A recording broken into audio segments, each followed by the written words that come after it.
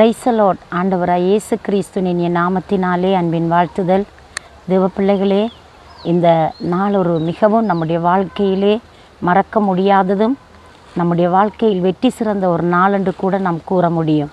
அந்த நாள் தான் குட் ஃப்ரைடே, பெரிய வெள்ளி என்று நாங்கள் சொல்கிறோம். ஆண்டவராய் இயேசு கிறிஸ்து 2025 ஆண்டுகளுக்கு முன்பதாக இந்த பூமியிலே மனிதனாய் உதயமாகி அவர் மனுக்குலத்தின் சகல பாவங்களையும் துரோகங்களையும் தன்மேலே ஏற்றுக்கொண்டு ஒரு பரிகார பலியாக தன் வாழ்வை அங்கே ஒப்பு கொடுத்த நாளாக நாங்கள் பார்க்கிறோம். இந்த நாளிலும் ஆண்டவர் சிலுவை மரணத்தின் பொழுது அந்த மரிப்பதற்கு முன்பதாக அவர் மொழிந்ததான 7 வார்த்தைகள் உண்டு. அந்த வார்த்தையின் அடிப்படையிலே முதலாவது வார்த்தையாக லூக்கா எழுதின சுவிசேஷ புஸ்தகம் 23வது அதிகாரம் 34வது வசனம் இப்படி சொல்கிறது: அப்பொழுது இயேசு, பிதாவே, இவர்களுக்கு மன்னியும், தாங்கள் செய்கிறது இன்னதென்று அறியாதிருக்கிறார்களே என்றார்.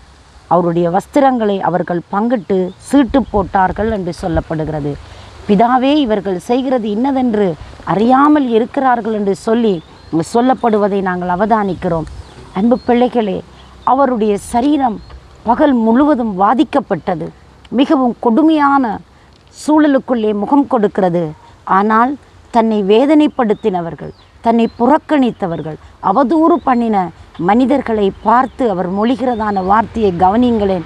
பிதாவே, இவர்களை மன்னியும் என்று சொல்லி அவர் பிதாவினிடத்தில் ஒரு மன்றாட்டின் வேண்டுதலை ஏறெடுக்கிறதை நாம் அவதானிக்கிறோம். நம்முடைய ஆண்டவர் எந்த சூழ்நிலை இந்த மன்னிப்பை கேட்கிறார்? எதிராக எழும்பி நின்று எதிர்த்தவர்களை மன்னிக்கும்படி மன்றாடுகிறார். வேதனையின் கொடூரமும் புறக்கணிப்பின் மத்தியிலும் அதே போல தனிமையின் கொடுமையில் நின்று நம்முடைய தெய்வம் தம்மை நேசித்தவர்களை மட்டுமல்ல, தனக்கு எதிர்த்தவர்கள், துரோகம் செய்தவர்கள், துன்பப்படுத்துகிறவர்களை அந்த கொடுமையான வேதனையை அனுபவித்து கொண்டு மன்னிக்கும்படி பிதாவினிடத்தில் ஒரு மன்றாட்டினை ஏறெடுக்கிறார். இந்த மனம் எந்த மனிதனுக்குத்தான் வர முடியும்? மனிதனாய் வந்த இயேசு கிறிஸ்து இந்த மண்ணுலகத்திற்கு ஒரு முன்மாதிரியாக மன்னிப்பும் கொடுக்கும் ஒரு மனப்பான்மை உள்ளவராய் அவர் அங்கே தென்படுகிறதை பார்க்கிறோம். இன்றைக்கு கூட நீங்களும் ஒருவேளை நீங்கள் மன்னிப்பு கொடுக்க வேண்டியவர்களாக இருக்கலாம். இல்லாவிட்டால் இன்னொருவரை மன்னிப்பு அங்கே கேட்பதற்கு கூட உங்களை ஆயத்தப்பட வேணும் என்று சொல்லி அவருடைய வாழ்க்கையிலிருந்து நாங்கள் கற்றுக்கொள்ளக்கூடியதாக இருக்கிறது. எனக்கு பிரியமான பிள்ளைகளே, அவர் எவ்வளமான ஒரு இரக்கமுள்ள தேவன். தன் வாழ்வை நம்மளுக்காக கொடுக்க வந்த பொழுது எவர்களுக்காய் அவர் வந்தாரோ அவர்களே அவருக்கு விரோதமாய் செயல்பட்ட பொழுதும் அவர் பிதாவினிடத்தில் மன்னிக்கும்படி மன்றாடினாரே. இந்த வாழ்க்கையானது எனக்கும் உங்களுக்கும் இன்றைக்கு அவசியமாக இருக்கிறது. நம்மை நேசிப்பவர்களை நாம் நேசிப்பதில் அர்த்தம் இல்லையே. நம்மை எதிர்க்கிறவர்கள், துன்பப்படுத்துகிறவர்கள், நம்மை தள்ளிவிடுகிறவர்கள், அவதூறு பேசுகிறவர்களை நாம் நேசித்து மன்னிப்பு கேட்டு மன்றாட வேண்டியவர்களாய் இன்றைக்கும் நாங்கள் காணப்படுகிறோம். அவர் மன்னித்த அந்த மன்னிப்பானது இன்றைக்கு மனுக்குலத்தை வாழ வைத்தது. என்னையும் உங்களையும் இன்றைக்கு சாதிக்க வைக்கிறது. இப்படியாக அவர் மொழிந்த அந்த வார்த்தை எங்களோட வாழ்க்கையிலே மிக ஒரு பெரிய பலனாய் இருக்க போகிறது. முதலாவது அவர் மொழிந்த வார்த்தை தான், பிதாவே, இவர்கள் தாங்கள் செய்கிறது இன்னதென்று அறியாமல் இருக்கிறார்கள் சொல்லி மன்னிப்பு கேட்டது போல எங்களோட வாழ்க்கையை நாங்கள் மற்றவர்களுக்கு மன்னிப்பு கொடுப்போம். இல்லாவிட்டால் நாங்கள் யாரோ ஒருவரிடத்தில் மன்னிப்பு கேட்க வேண்டியவர்களாக இருந்தால் கேட்போம். நம்முடைய வாழ்க்கையை சீர்படுத்துவோம். தேவன் நம்மளை ஆசீர்வதிப்பாராக. சர்வ வல்லமை உள்ள தேவனே, இயேசுவின் நாமத்திலே எங்களுக்கு மன்னித்து ரட்சிப்பை கொடுத்த தேவனே, நாங்களும் மற்றவர்களை மன்னிக்க நேசிக்க உங்களுடைய கிருபையை தாரும். இயேசுவின் நாமத்தில் பிதாவே, ஆமென். Praise the Lord. ஆண்டவராய் இயேசுவின் நாமத்தினாலே இந்த பெரிய வெள்ளி ஆராதனையிலே தேவனை ஆராதித்து கொண்டிருக்கிற உங்களுக்கு ஒரு அருமையான வாக்குத்தத்தத்தை உங்களோடு கூட நான் சொல்லி உங்களை உற்சாகப்படுத்த விரும்புகிறேன். ஆண்டவராய் இயேசு கிறிஸ்து கல்வரி சிலுவையிலே தன்னை பலியாய் ஒப்புக்கொடுப்பு அவர் பேசினதான வார்த்தையிலே 2வது வார்த்தையான ரட்சிப்பு கொடுத்ததான அந்த வார்த்தையை குறித்து நான் உங்களோடு பேசப் போகிறேன். லூக்கா எழுதின சுவிசேஷ புஸ்தகம் 23வது அதிகாரம் 43வது வசனம். இயேசு அவனை நோக்கி, இன்றைக்கு நீ என்னோடு கூட பரதீசில் இருப்பாய் என்று மெய்யாகவே உனக்கு சொல்லுகிறேன் என்றார். ஆண்டவராய் இயேசு கிறிஸ்துவை சிலுவையிலே அறைந்த பொழுது வலது பக்கம் இடது பக்கமாக 2 கல்வர்கள் அங்கே அறையப்பட்டிருந்தார்கள். அப்பொழுது அந்த கல்வரின் ஒருவன் அவரை மறுதலித்து கொண்டிருந்தான். இன்னொருவன் அவரை விசுவாசித்து அவர் மேலே நம்பிக்கை கொண்டு மற்றவனை பார்த்து சொன்னார், நாமோ ஏற்றதற்கு விதமாய் நாம் தண்டிக்கப்படுகிறோம், ஆனால் அவரோ எந்த குற்றமும் செய்யாதவர் தண்டிக்கப்படுகிறாரே என்று சொல்லி அந்த இடத்தில் அவர் பேசுகிறதை பார்க்கிறோம். அந்த கள்வன் அன்றைக்கு அவர் மேலே வைத்த விசுவாசம், அவர் மேலே தைரியமாய் அவரை ஏற்றுக்கொண்ட அந்த மனப்பாங்கு அவருடைய வாழ்க்கையில் ஒரு பெரிய மாற்றத்தை கொடுத்தது. மோட்சத்திற்குள் பிரவேசிக்கத்தக்கதாய், நித்தியத்தை அனுபவிக்கத்தக்கதாய், ஆண்டவரிடத்தில் அந்த விடுதலையை பெற்றுக்கொள்ளத்தக்கதாய் அவருடைய வாழ்க்கை அமைந்தது. எனக்கு அன்பானவர்களே, அந்த கள்வன் அவரை முழு தெய்வமாக தன் முழு மனதோடு ஏற்றுக்கொண்டதன் நிமித்தம் அவருக்கு அன்றைக்கு பார்த்து சொல்லுகிறாய், நீ இன்றைக்கு என்னோடு கூட பரதீசில் இருப்பாய் என்று அந்த மோட்சத்தை வாக்களிக்கிறார். அவனுக்கு நிரந்தரமான சமாதானத்தை கொடுத்தார். அன்பு பிள்ளையே, நீங்களும் விடுதலை பெற வேண்டுமா? சமாதானம் பெற வேண்டுமா? உங்களோட வாழ்க்கையிலே அசைக்க முடியாத விசுவாசம் அவசியமாக இருக்கிறது. விசுவாசிக்கிறவனுக்கு எல்லாம் கூடும் என்று சொல்லப்படுகிறது. விசுவாசியின் ஜெபங்கள் அற்புதங்களை கொண்டு வரும் என்று சொல்லப்படுகிறது. எனவே எனக்கு அன்பான பிள்ளைகளே, இன்றைக்கும் உங்களுடைய வாழ்க்கையில் அந்த கள்வன் தன்னுடைய வேதனை மரண வேளையிலே தன் ஆத்துமாவை ஆதாயம் பண்ணத்தக்கதாய் தன் வாழ்வை அர்ப்பணித்தான். கிறிஸ்துவை மெய்யாய் விசுவாசித்தான். அதனால் அவன் வாழ்க்கை விடுதலையை பெற்றுக்கொண்டது.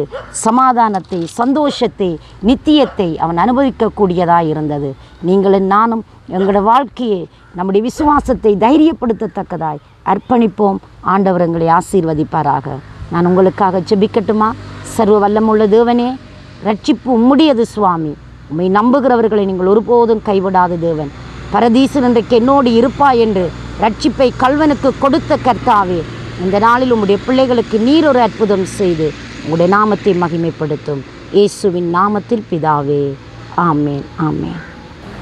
அன்பு தேவ பிள்ளைகளே, இந்த நல்ல நாளிலும் ஆண்டவருடைய சமூகத்தில் நிற்கிற நானும் நீங்களும் நமக்காக நம்முடைய ஆண்டவர் பட்ட பாடுகளை தியானம் செய்கிற இந்த நல்ல நாட்களிலே ஆண்டவராய் இயேசு கிறிஸ்து தன் ஜீவனை விடுகிற அந்த நேரத்துக்கு முன்பதாக அவர் பேசினதான வார்த்தைகளை நாங்கள் தியானம் செய்து கொண்டிருக்கிறோம்.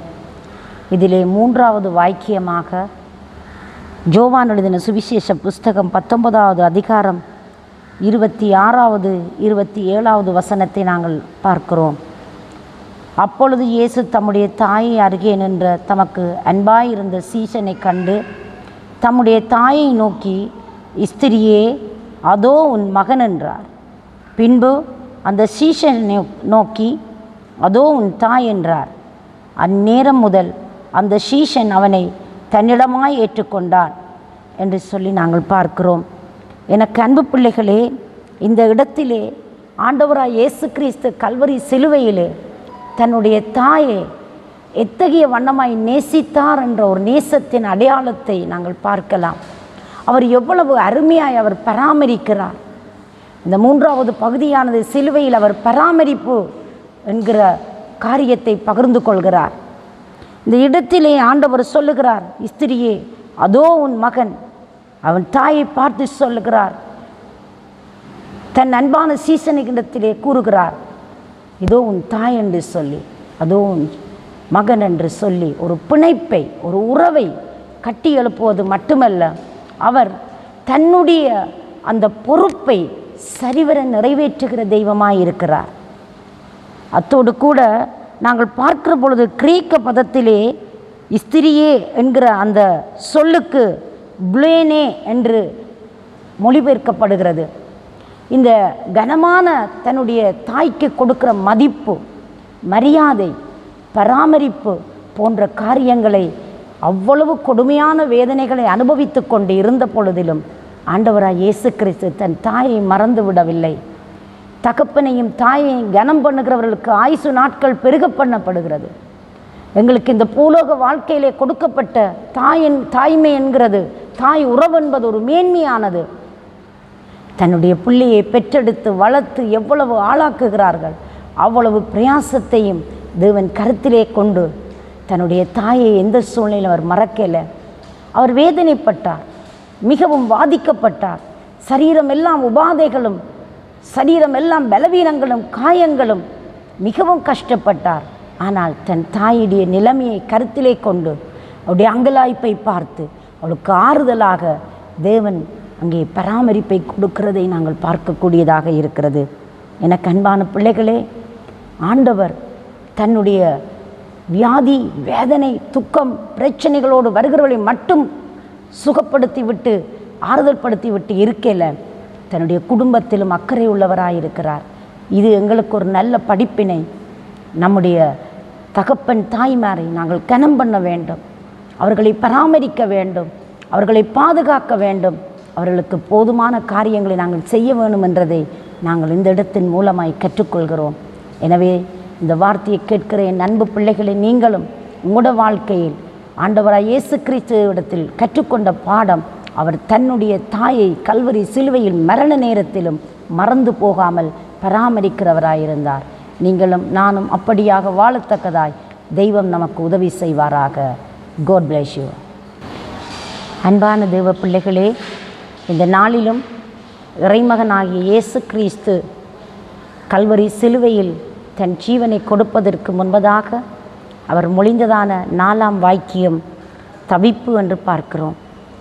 எப்படியான ஒரு தவிப்பு அவருக்கு காணப்பட்டது? இதை மத்தேயு எழுதுகிற பொழுது அழகாக எழுதுகிறார். மத்தேயு 27வது அதிகாரம் 46வது வாக்கியம் இப்படி சொல்கிறது: 9ஆம் மணி நேரத்தில் இயேசு ஏலி ஏலி லாமா சபத்தானி என்று மிகுந்த சத்தமிட்டு கூப்பிட்டார். அதற்கு என் தேவனே என் தேவனே ஏன் என்னை கைவிட்டீர் என்று அர்த்தமாம். அன்பான தேவ பிள்ளைகளே, 4வது வாக்கியமாகிய ஏலி ஏலி லாமா சபத்தானி, என் தேவனே ஏன் என்னை கைவிட்டீர் என்று கதறுகிறதான ஒரு வேதனையின் உச்சக்கட்டத்தை வெளிப்படுத்துகிறதான வாக்கியத்தை போன்று நமக்கு தோன்றுகிறது. இந்த வாக்கியத்திலே நாம் அறிந்து கொள்ளக்கூடிய அநேக விடயங்கள் உண்டு. ஏன் இறைவன் இப்படியாக என்னை கைவிட்டீர் என்று கதற வேண்டும்? அவர் இந்த பூலோக வாழ்விலே அதிகமான அற்புதங்கள் அடையாளங்களை செய்து கர்த்தருடைய நாமத்தை மகிமைப்படுத்தினவர், கர்த்தருடைய நாமத்தை நிரூபித்தவர், வல்லமையாய் எடுத்தியம்பியவர். ஆனால் இன்றைக்கு அவர் கடுமையான ஒரு சூழ்நிலையில் அகப்பட்டதை போன்று என் தேவனே ஏன் என்னை கைவிட்டீர் என்று கதறும் அளவிற்கு அவருடைய வாழ்க்கையில் என்னதான் நேர்ந்ததென்று சொல்லி நம் உள்ளங்களில் ஒரு பெரிய கேள்வி எழும்பி இருக்கலாம். அன்பானவர்களே, நம்முடைய ஆண்டவர் மனுக்குலத்தை விடுவிப்பதற்காக மனிதனாய் இந்த பூமிக்கு வந்தார். 100க்கு 100% மனிதத்தன்மையோடு 100க்கு 100% தெய்வீகத்தன்மையோடு அவர் இந்த உலகத்திற்கு வந்தார். அவர் மனிதனாய் இருந்த பொழுதும் அவர் தூய்மையாய், நேர்மையாய், உண்மையாய் தன் வாழ்க்கையை காத்து கொண்டார். ஆனால் சடன்லி ஏன் இப்படி ஒரு நிலை சிலுவையில்? ஏன் தெரியுமா? இந்த உலகத்தின் பாவம் பிதாவோடு இருந்த உறவை அவருக்கு துண்டித்து போட்டது.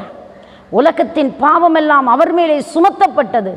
சர்வலோகத்தின் பாவத்தையும் அவர் ஏற்றுக்கொண்டார்.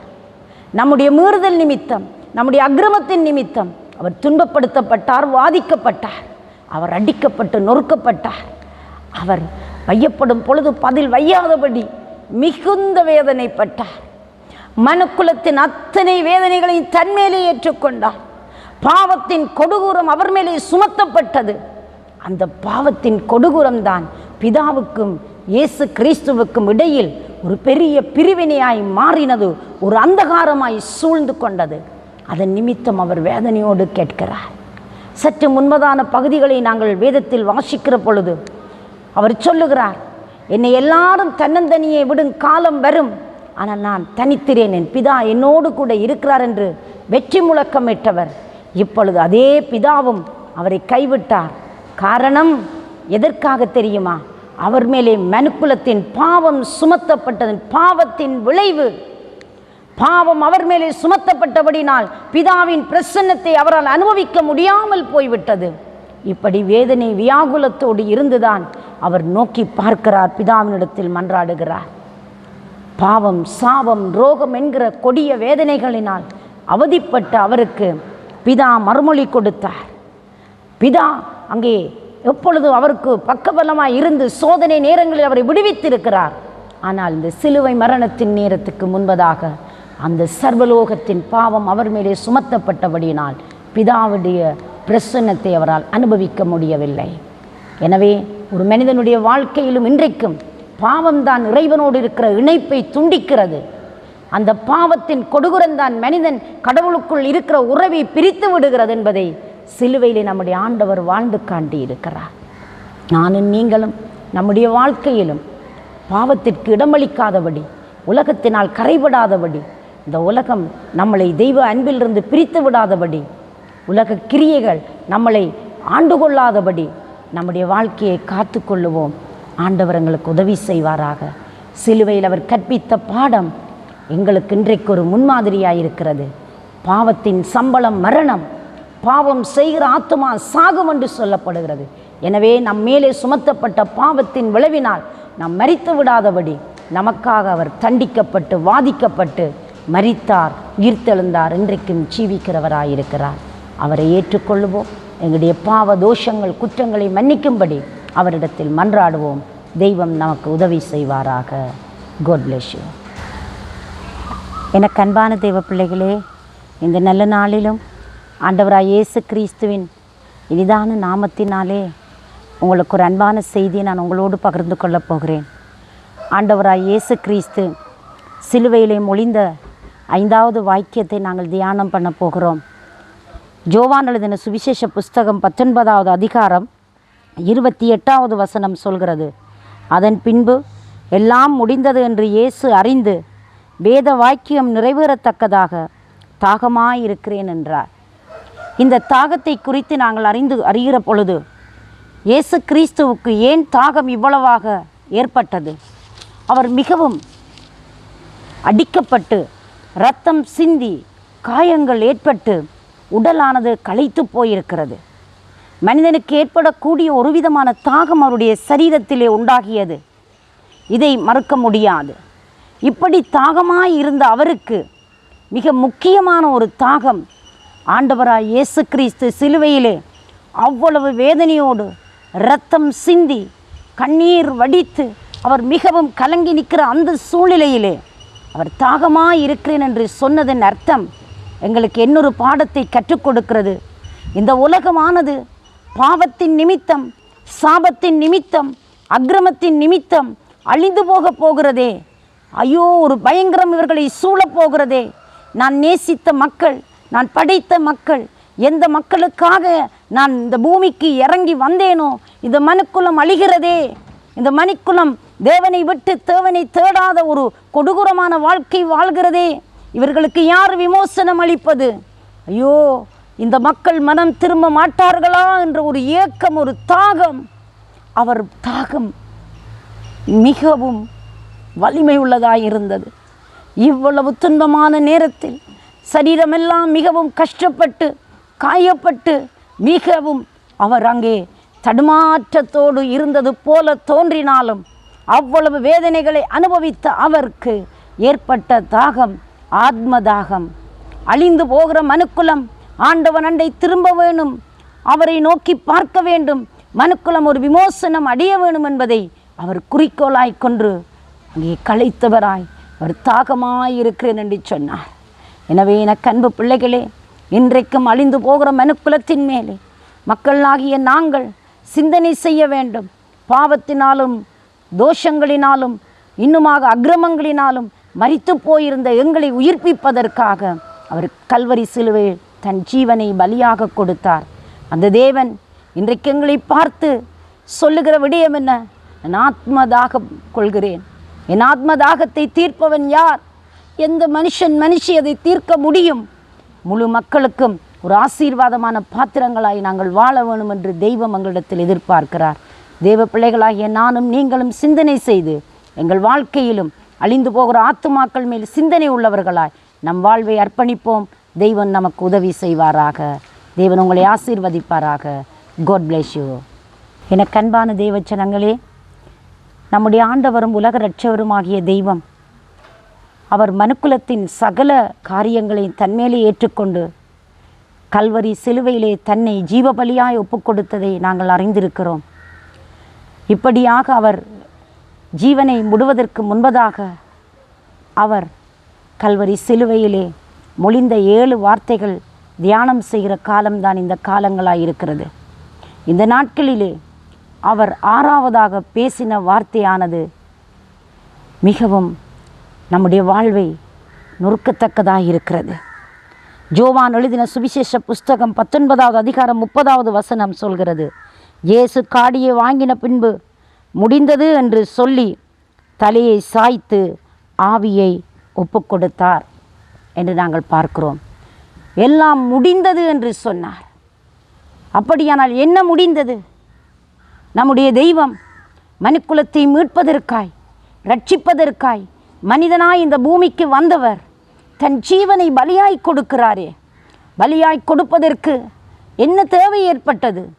மனிதன் தன்னுடைய சாபத்திலும் ரோகத்திலும் மரணத்திலும் இருந்து மீண்டு கொள்ள முடியாது. அவனுக்கு ஒரு பரிகாரமான பலி அவசியமாயிருந்தது. எனவே அப்படியான ஒரு சம்பூர்ணமான பலியை மனிதனுக்கு ஏற்படுத்தி கொள்ள முடியாது என்பதற்காய் தெய்வம் தன்னை தாழ்த்தி இந்த பூமிக்கு வந்தார். அவர் மனிதன் பட வேண்டிய அத்தனை பாடுகளையும் அத்தனை காரியங்களையும் தன்மேலே ஏற்றுக்கொண்டு சுமந்து கொண்டு அவனுக்காக யாவையும் செய்து முடித்தார் என்று சொல்லி நாங்கள் பார்க்கிறோம். அது மட்டுமல்ல, உன் வித்துக்கும் அவள் வித்துக்கும் பகையை உண்டாக்குவேன், அவரும் தலையை நசிப்பாய், நீ அவர் குதியங்காலை நசிப்பாய் என்று சொல்லப்படுகிறது. அன்றைக்கு சொல்லப்பட்ட தீர்க்க தரிசனத்தின் பிரகாரமாய் அவர் பலவிதமான துன்பங்களை, வேதனைகளை, சரீரத்திலே மிகவும் கஷ்டங்களை அனுபவித்து கொண்டிருக்கிறார். அப்படி சத்துரு மனுக்குலத்தை அழிப்பதற்கு வைத்த திட்டத்தை அவர் முறித்து, அதை அழித்து, அவன் அதிகாரத்தை பறித்து கல்வரி சிலுவையின் மரணத்தினாலே மரணத்தை வென்றார். நரகத்துக்கு செல்ல வேண்டிய மனுக்குலத்திற்கு மீட்பை உண்டாக்குவதற்கு, விடுதலையை, ரட்சிப்பை உண்டாக்குவதற்கு அவர் தன் ஜீவனை கொடுக்க வேண்டி நேர்ந்தது. இந்த இடத்தில் நாங்கள் பார்க்கிற பொழுது விசுவாசின் அதிகாரங்களை வென்றார், அவனுடைய தந்திரங்களை வென்றார், அவனுடைய ஆதிக்கத்தை, அதிகாரத்தை வென்றார், எல்லாவற்றையும் செய்து முடித்தார் என்று சொல்லி நாங்கள் பார்க்கிறோம்.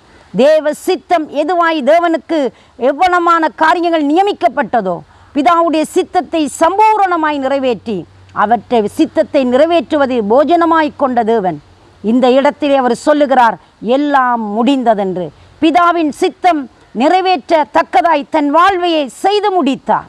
சத்துருவின் கிரியைகளை அழித்து அவனுடைய ஆதிக்கத்தை பறித்து மனுக்குலத்து விடுதலை அளிப்பதற்கு மரணத்தை மரணத்தால் வென்று எல்லாவற்றையும் செய்து முடித்தார் என்ற ஒரு ஜெய கம்பீரத்தோடு தான் இந்த சத்தத்தை அவரும் தொனிக்கிறார், எல்லாம் முடிந்தது என்று சொல்லி.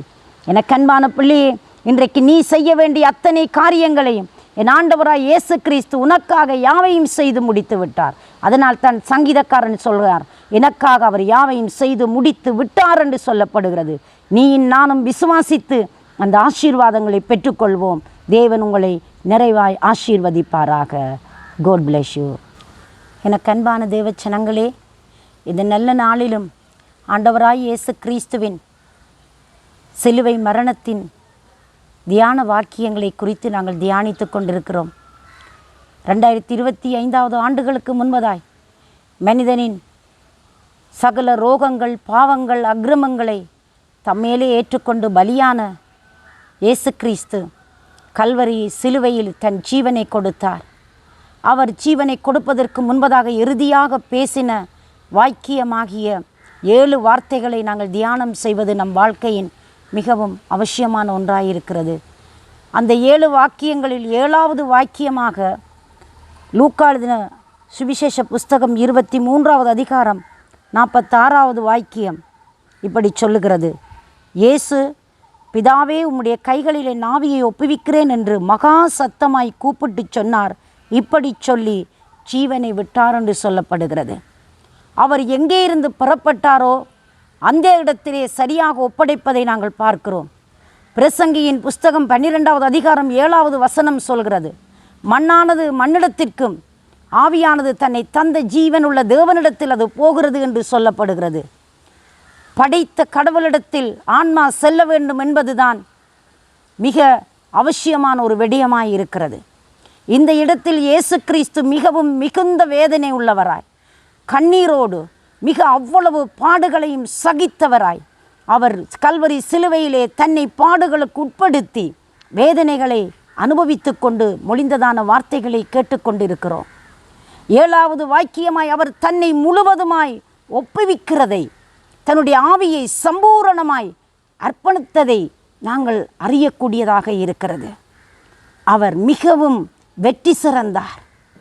மனித வாழ்வை சீர்குலைப்பதற்கென்று சத்துருவுடைய சதிகளும் பாவங்களும் ரோகங்களும் மனிதனை ஆட்கொண்டிருக்கிற பொழுது அத்தனையையும் தன்மேலே ஏற்றுக்கொண்டு தன்னை தந்த தேவனிடத்தில் மறுபடி வெற்றிகரமாய் வெற்றி முழக்கத்தோடு தம்முடைய ஆவியை அவர் ஒப்படைத்ததை சிலுவையில் மொழிந்த வார்த்தை நமக்கு கற்றுக் கொடுக்கிறது. இதிலிருந்து நாங்கள் ஒரு பாடத்தை கற்றுக்கொள்ள முடியும். நானும் நீங்களும் எங்களோட வாழ்நாளிலே நாங்கள் தவறுழைத்து நாங்கள் எங்களுடைய ஜீவியங்களை கெடுத்து துன்புற்று இருக்கிற அந்த நேரத்தில் நம்மளுக்கு மரணம் சம்பவித்தால் எத்தகையதாக இருக்கும்? நம்மை படைத்த தெய்வத்தில் நம்முடைய ஆன்மா போய் சேருமா? அது சேர வேணுமா இருந்தால் இயேசு கிறிஸ்துவின் இரத்தம் எங்களுடைய பாவங்களை அக்கிரமங்களை மீறுதல்களை கழுவி சுத்தம் பண்ணுகிற பொழுதுதான் அது மோட்சத்திற்கு நேராய் அது இளைப்பாறுதலுக்கு நேராய் கடந்து செல்ல முடியும். பிதா நம்முடைய ஆவியை ஏற்றுக்கொள்ளத்தக்கதை நம்முடைய வாழ்க்கையை அமைத்து கொள்ள வேண்டும் என்பதை நல்ல ஒரு அடையாளத்துக்கூடாக இயேசு கிறிஸ்துவின் மரணத்தின் அந்த செயல்கள், அவர் மொழிந்த வார்த்தைகள், அந்த பூரிப்பான வெற்றிகரமான வார்த்தைகள் எங்களுக்கு எடுத்து காட்டுகிறது. இந்த சத்தத்தை கேட்கிற நானும் நீங்களும் சிலுவையிலே அவர் 7ஆவதாய் தன்னை முழுவதுமாய் தன்னுடைய ஆவியை பிதாவினிடத்தில் அர்ப்பணித்த அந்த விடயமானது எங்கள் வாழ்வில் ஒரு பெரிய வெற்றியை கொடுக்கத்தக்கதாய் எங்கள் வாழ்நாளிலே எங்களோட வாழ்க்கையை எப்படி அமைத்து கொள்ள வேண்டும் என்ற ஒரு பாடத்தை கற்றுக் கொடுக்கிறது. இந்த சத்தத்தை கேட்கிற தேவப்பிள்ளை நீங்கள் யாராய் இருந்தாலும் ஒரு மனிதன் நித்தியத்திற்குள் இளைப்பாறுதலுக்குள் பிரவேசிக்க வேண்டுமாய் இருந்தால் அவன் தன் வாழ்விலே சுத்திகரிக்கப்பட்டு தூய்மையாக்கப்பட்டு தன் ஆவியை இறைவனிடத்தில் ஒப்படைக்கத்தக்க தகுதி உள்ள மனிதனாய் வாழ வேண்டும் என்ற அந்த வழிமுறையை எங்களுக்கு கற்றுக் கொடுக்கிறது. எனவே இந்த நாளிலே அதை விசுவாசிக்கிற ஒவ்வொரு தேவ பிள்ளைகளும் இதற்கமைய எங்களோட வாழ்க்கையை காத்துக்கொண்டு எங்களுடைய பாவமர துப்புரவாக கழுவப்பட்டு நாங்கள் விரும்புகிறதை செய்யாதபடி மனசும் மாமிசமும் நினைத்ததை நடத்தாதபடி வேத சத்தியம் நம்மளை நடத்துகிற வழிகளிலே பிதாவின் சித்தத்தை நிறைவேற்றி அவரிடத்தில் நம் ஆவியை ஒப்படைத்து வாழத்தக்க ஒரு வழிமுறையை தேவன் எங்களுக்கு காண்பித்து கொடுத்திருக்கிறார். அதன்படி நாங்கள் நடக்க எங்கள் ஆண்டவர் எங்களுக்கு உதவி செய்யும்படி எங்களை முழுவதுமாக நாங்கள் இறைவனிடத்தில் அர்ப்பணிப்போம். எனவே அவர் எங்களுக்கு கற்றுத்தந்த பாடம், அவர் கூறின இந்த வாக்கியம் எல்லாவற்றையும் வெற்றிகரமாய் வெற்றி சிறந்து மகா சத்தமிட்டு தம்முடைய ஆவியை ஒப்புவித்தார் என்ற அந்த ஒப்புவிப்பு எங்களோட வாழ்க்கையில் ஒரு பெரிய மாற்றத்தை கொண்டு வரட்டுக்கும். எனவே இந்த நல்ல நாளில் நான் உங்களுக்காக ஜெபிக்கட்டும். இறைவன் உங்களுக்கு உதவி செய்வாராக. பரிசுத்தம் நிறைந்த நல்ல ஆண்டவரே, எங்களுடைய வாழ்நாளிலே நாங்கள் கரைதிரையற்றவர்களாய் ஆண்டவரை நித்தியத்திற்குள் பிரவேசிக்கத்தக்க ஒரு ஆயத்தம் உள்ள வாழ்க்கை வாழ எங்களுக்கு உதவி செய்யும். நீர் எங்களோடு கூட இருந்து சிலுவையிலே மொழிந்த அந்த வாக்கியத்தை தியானிக்க இந்த நாளில் எங்களுக்கு உதவி செய்த தெய்வம் தொடர்ந்து வருக போகிற ஒவ்வொரு நாட்களிலும் நிமிஷங்கள் பொழுதுகள் வினாடிகளிலும் எங்களை வழிநடத்தி செல்லும்படி எங்களை முழுவதும் உடைய கரங்களுக்குள் தந்து இயேசு கிறிஸ்துவின் நாமத்தினாலே எல்லாவற்றையும் ஒப்படைத்து ஜெபிக்கிறோம் ஜீவனுள்ள நல்ல பிதாவே. ஆமேன், ஆமேன். தெய்வம் தாமே உங்களோடு கூட இருந்து நடத்துவாராக.